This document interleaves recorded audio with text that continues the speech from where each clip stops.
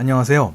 마케팅 개론 20장 퍼스널 셀링 앤 세일즈 매니지먼트, 우리말로 인적 판매 및 영업 관리에 대해서 공부하겠습니다. 인적 판매의 범위와 중요성, 그리고 영업 관리. 인적 판매. 인적 판매란 무엇이냐? 우리말로 그냥 영업이에요, 영업. 페이스 투 페이스, 대면 접촉으로 이루어진다. 개인이나 집단의 구매 결정에 영향을 미치기 위한 목적으로 수행되는 의사소통. 영업관리란 세일즈 매니지먼트, 기업의 판매 활동을 계획하고 인적 판매를 실행하며 그 결과를 평가하는 것을 말합니다. 영업사원을 통한 고객 솔루션 및 가치 창출.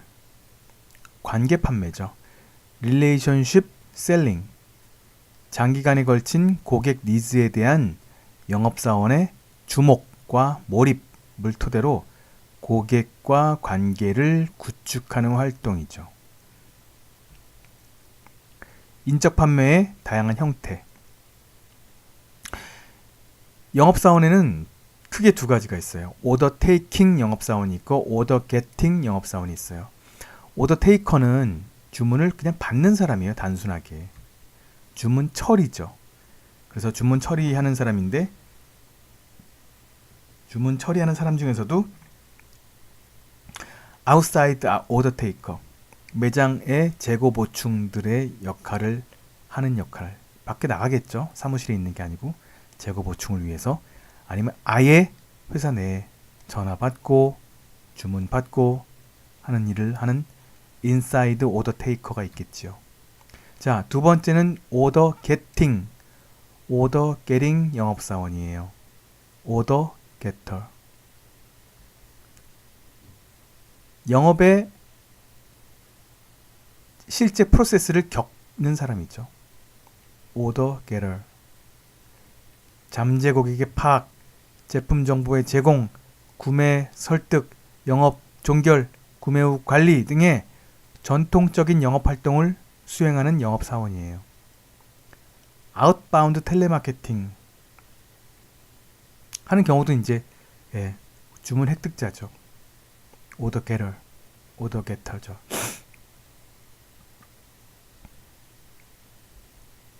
자, 인적 판매 프로세스, 관계 구축하기. 첫 번째 고객 발굴, 프로스펙팅. 두 번째 사전 접근. 세 번째 고객 접근, 네 번째 영업 제한, 다섯 번째 영업 종결, 여섯 번째 사후 관리. 고객 발굴. 영업에는 내가 영업을 할 대상자가 필요하죠.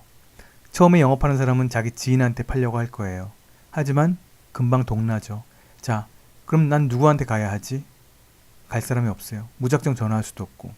그래서 내가 공략할 그 누군가를 찾아 나서야 돼요. 그게 바로 고객 발굴이죠. 프로스펙팅. 그 다음 프리 어프로치. 프리 어프로치는 만나기 전이에요. 만나기 전에 그 사람에 대해서 내가 만날 사람, 만약에 이 만남이 굉장히 중요하고 큰 거래다, 몇십억짜리 장비를 파는 거다 라고 한다면 이 장비를 살 사람, 의사결정자나 실무자의 정보를 꼼꼼하게 알려고 할 거예요. 이 사람이 고향이 어딘지, 관심사가 무엇인지, 나이가 어떻게 되는지, 출신 고등학교, 대학교는 어디인지 등등. 이 사람은 물건 살 때 뭐를 가장 중시하는지, 회사 내에서 얼마나 중요한 사람인지, 어떤 사람과 어울리는지, 평판은 어떤지, 뭐 등등. 영업에 필요한 모든 정보, 어떠한 정보도 이때 최대한 많이 확보해 놔야겠죠. 자, 드디어 만납니다. 만났어요. 만났는데 아직 영업 이야기는 꺼내지 않습니다. 관심사, 그냥 돌아가는 이야기하고, 아니면 그냥 한다면 아니겠죠. 그 제품에 대한 필요성에 대한 이야기. 드디어 팔 제품을 소개합니다. 영업 제안이에요. 그 다음 잘 설득을 해야겠죠. 설득을 해서 드디어 계약을 이끌어냅니다. 결심을 받아내는 거죠. 그래서 드디어 판매가 일어나는 단계가 클로징이죠. 영업이 끝났다고 끝은 아니에요. 그 판매가 결정됐다고 끝은 아니에요. 언제든지 환불할 수 있죠. 환불을 안 한다고 하더라도 불만족하거나 그러면 재구매를 하지 않을 수도 있으니 사후 관리가 매우 중요합니다. 이 6가지가 영업의 6단계예요. 고객 발굴, 사전 접근, 고객 접근, 영업 제안, 영업 종결, 사후 관리. 자, prospecting, pre-approach, approach, presentation, close, follow-up. 돼 있죠?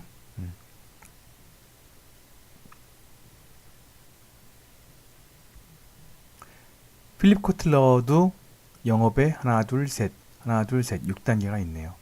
prospecting, pre-approach. 그 다음에 approach는 따로 없네요. presentation and demonstration. 그 다음에 overcoming objection이 따로 나와 있군요. closing, follow-up and maintenance. 조금 다르지만 비슷합니다.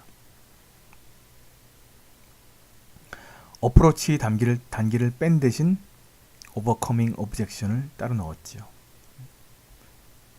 자, 하나하나 따로따로 고객 발굴, 프로스펙트. 가망 고객을 프로스펙트라고 해요. 3가지 종류가 있습니다. 먼저 리드. 리드는 그 사람의 연락처. 명함 한 장 받았을 뿐이에요. 누군지 몰라요. 전화번호랑 이름밖에 없어요. 이 사람이 얼마나 관심이 있는지 어떤지 알 수가 없어요.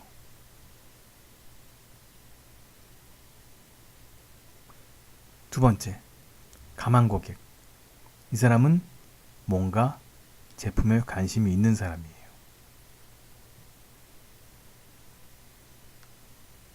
자, 적격 가망 고객. 이 사람은 관심도 있고요. 관심도 있고 구매력도 있어요. 물건을 살 돈도 있다는 얘기죠.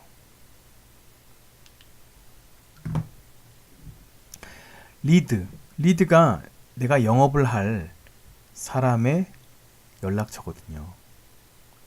리드를 수집해야죠. 명함을 받든지 뭐 어떻게든 리드를 수집해야 되는데 무차별 권유하는 방법이 있죠. 그냥 무조건 전화하는 거예요. 전화번호부 놓고 막 전화하는 거예요. 아니면 그냥 회사 아무래도 들어가서 맨 꼭대기 올라간 다음에 내려오면서 그냥 무작정 놓고 와서 들어가는 거예요. 들어가서 소개하고 뭐 브로셔 같은 거 놓고 나오고 아니면 그 담당자 연락처 받아내고 이런 거죠. 이런 걸 무차별 권유라고 할 수 있죠. 콜드 캔버싱 또는 콜드 콜링이라고도 해요. 사전에 약속도 안 해요. 그냥 불쑥 갑니다. 가서 만나는 거예요. 제가 옛날 어떤 학원에서 일할 때 리드예요. 이거 참고로 그냥 뭐 말씀드리는 거고요. 자, 사전 접근,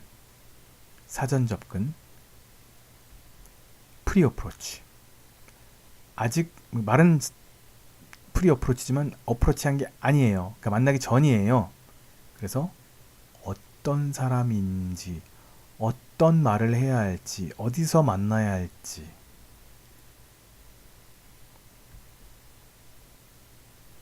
원하는 게 무엇인지, 어떤 접근법을 선호하는지 잘 알고 가야죠. 특히 제품이 비싸고 중요한 것일수록 더 조심해야죠. 자, 고객 접근이에요. 만나는 거예요. 아직 제품 얘기는 자세하게 하지 않아요. 주의를 끌어요. 관심을 자극하고 호감을 사죠. 영업 제안을 위한 기반을 닦아요. 자, 드디어 영업 제안 시작합니다. 자극 반응 제한 방식. 자꾸 자극을 주는 거예요. 자, 이거 어떠세요? 이건 어떠세요? 아, 그러세요? 이건요? 아, 그러시다면 이게 필요하시겠군요. 아니시라고요? 아, 자, 이건요. 이건 좋으실 겁니다. 이런 식으로 하나하나 보따리 풀어가면서. 제시형 영업이죠. 이를테면 뭐 맥도날드 같은 데 가면 500원 더 추가하시면 라지 사이드로 업그레이드 해드리는데 하실래요? 그러면 그냥 막 얼떨결에 하게 되고 뭐 그러는 것도 있잖아요. 그죠? 자극 제한 방식, 자극 반응 제한 방식, 스티뮬러스 리스판스 포맷이 있고요. 두 번째 포맷은 포뮬러 셀링 포맷이에요. 영업하는 사람이 초보자일 때 암기해 가는 거예요. 안녕하십니까? 저는 뭐 삼성화재 뭐뭐 영업소의 누구누구라고 합니다. 이번에 저희 삼성화재에서 나온 이런 뭐뭐라는 보험 상품은 뭐뭐로서 뭐뭐가 뭐뭐가 좋죠. 이런 식으로 예, 메시지를 암기해 가지고 고객을 만나는 거죠. 웬만하면 이런 걸 권하지 않겠죠. 하지만 예, 초보자에게는 좋은 방법일 수 있다는 거예요. 융통성과 순발력에 한계가 있죠. 안 좋죠. 갑자기 그게 자 이게 무슨 용어죠? 그게 무슨 뜻이에요?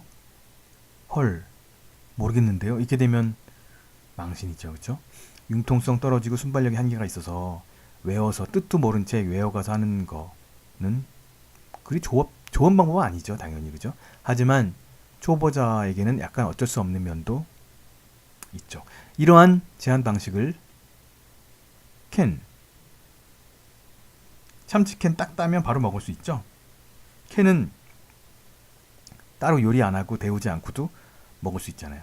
그래서 마치 캔처럼 바로 먹을 수 있다고 외워서 바로 써먹을 수 있으니까 canned sales presentation 이라고도 말을 하고요. 자, 이번엔 욕구 만족 제한 방식이에요. 욕구 만족 need satisfaction format.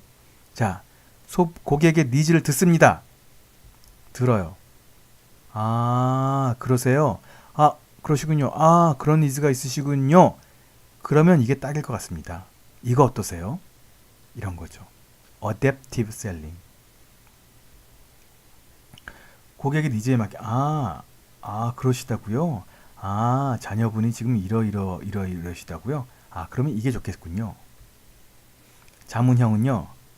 맞춰간다기보다는 파는 사람이 약간 지식적으로 우위예요. 전문가예요. 의사예요. 변호사예요. 변리사예요. 아니면 IT 전문가예요. 아니면 기타 전문가예요. 그래서 문제를 들어보니 아하! 이럴 땐 이러셔야 합니다. 절대 다른 거 하지 마시고요. 아, 이런 상황이군요. 이러셔야 돼요. 예, 반드시 지키셔야 됩니다. 이런 거죠. 솔루션을 내주는 거예요. 전문가 입장이 돼서. 아예 새로운 솔루션을 개발해 줄 수도 있는 거죠. 전문가니까요. 자, 영업을 제한한다는 거는 프레젠테이션이 물론 영업의 꽃이겠죠. 그러나 영업이 왜 있을까요? 광고로 때우면 되지. 브로셔로 때우면 되죠. 영업이 왜 필요하냐? 그것은 바로 반대 의견이 있기 때문일 거예요. 반대 의견을 처리할 필요가 없는 제품은 굳이 영업이 필요 없을 수도 있어요. 그만큼 영업은 반대 의견이 있을 수밖에 없어요. 왜냐? 영업을 하는 거는 주로 비싼 제품이거든요. 그죠? 뭐 하나에 100원짜리를 영업하는 사람은 없겠죠. 비싼 제품은 필연적으로 거부감이 있어요. 그러니까 영업을 하게 되는 거고, 그러니까 영업은 반대 의견 처리가 필수적인 거죠. 반대 의견이라고 해서 꼭 반대편에 있는 건 아니에요. 이 제안에 무관심한 것도 반대 의견으로 볼 수 있어요. 회의나 무관심. 그래가지고 이거에 대한 그냥 뭐 이렇게 어쨌든 이거에 대한 뭐 대단한 반대가 있는 게 아니어도 그냥 거부감. 그냥 안 살려고 하는 그런 거죠. 안 살려고 하는. 반대 의견 처리면 몇 가지 방법이 있어요. 인정 및 역이용, 연기, 동의 무력화, 반대 수용, 부정, 반대 무시. 이런 말이 있는데 하나하나 봅시다. 인정 및 그게 아니고 다시요. 역이용이죠. 역이용.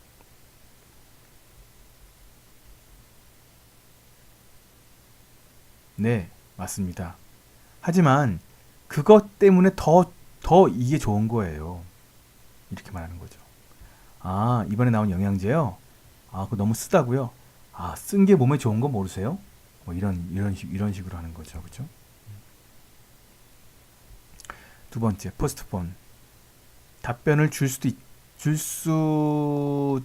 있지만, 예, 딱 이 답에 대한 정확한 답이 아닐 수도 있을 때는 일단 피하는 거죠. 그 부분이요. 이건 제가 사무실 들어가서 알아본 다음에 바로 알려드릴게요. 이렇게 하죠. 이때 이걸 잘 모르는 거를 섣불리 이야기하려다가 실수할 수도 있는 거고, 그렇죠? 상대방한테 아주 역공을 당할 수도 있는 거죠. 그래서 일단 지금은 이야기 안 해주고 다음에 알려드릴게요. 세 번째는요. 문제는 동의하되 그게 더 이상은 문제가 되지 않습니다. 라는 식으로 이야기하는 거죠. 그래요. 그렇죠. 하지만 알겠습니다. 제가 그거는 꼭 풀어드릴 테니까 그건 이제 더 이상 중요한 게 아니네요. 뭐 이런 식으로 가는 거죠. 자, 네 번째. accept예요.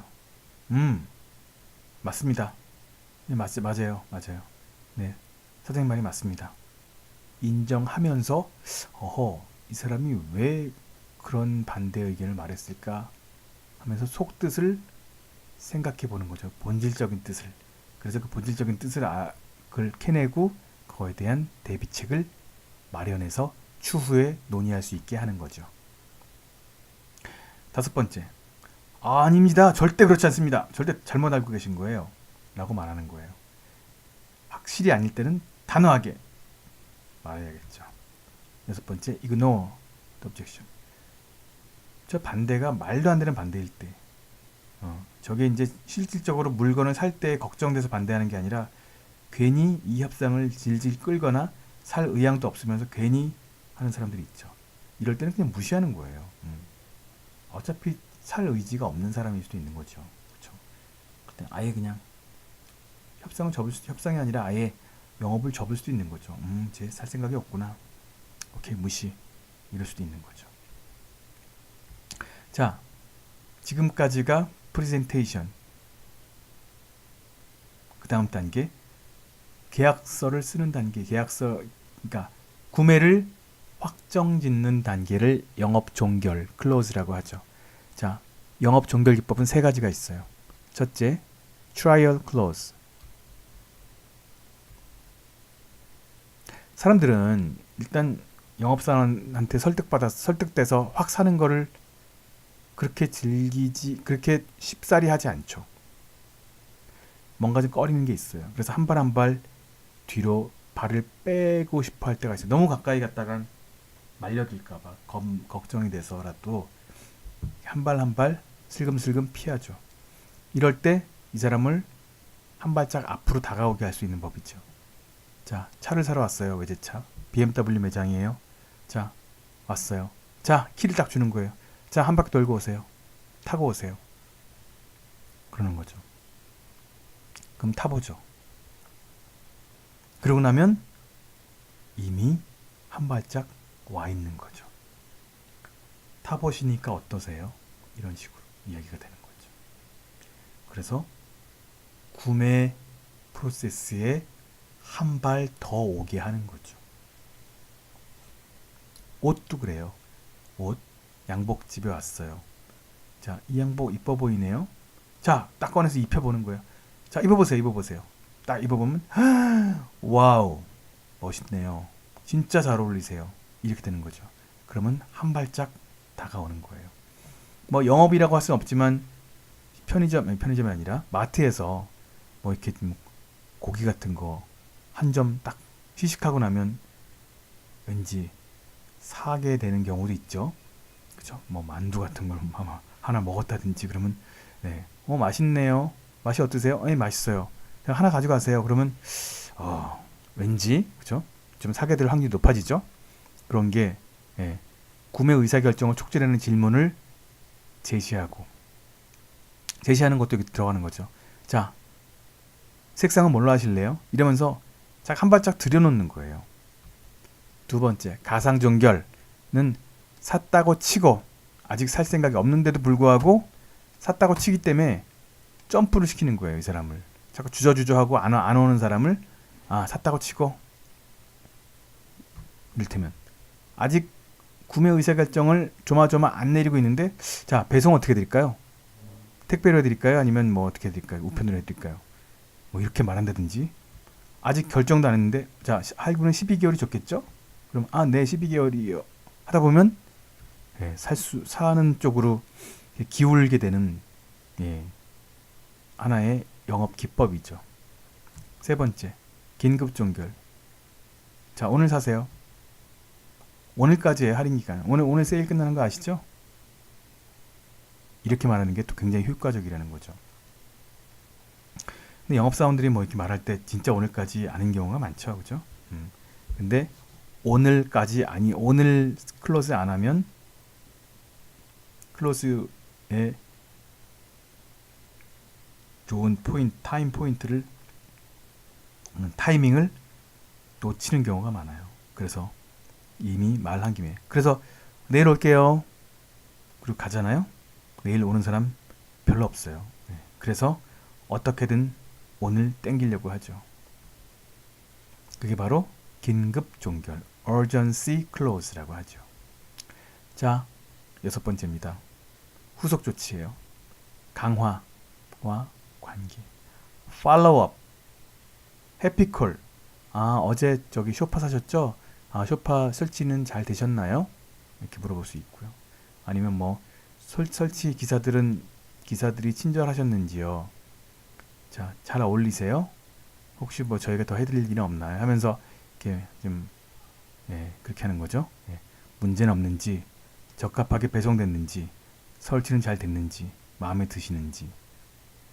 또 일반적으로 영업을 통한 제품은 인지부조화가 크게 되는데 그 이유는 비싸기 때문이에요. 주로 비싼 걸 사면 후회가 되죠.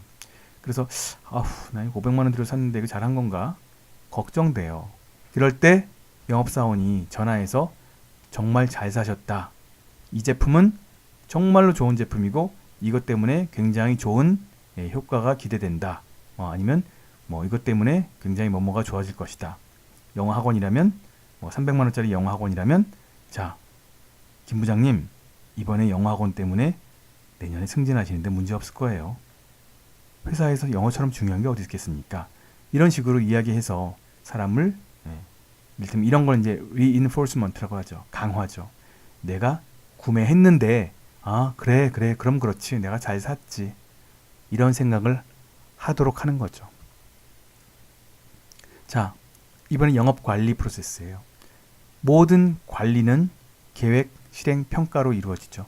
계획, 실행, 평가. 계획을 세우고 계획을 실행하고 그 다음에 계획을 평가하고. 영업계획, 영업사원의 영업노력이 언제 어디에 어떻게 배치되어서 어떤 결과를 달성할 것인가에 대한 계획이에요. 영업계획, 첫째, 목표 수립. 두 번째, 조직 구성. 조직은 고객별, 그 다음에 지역별이 있어요. 고객별, 지역별.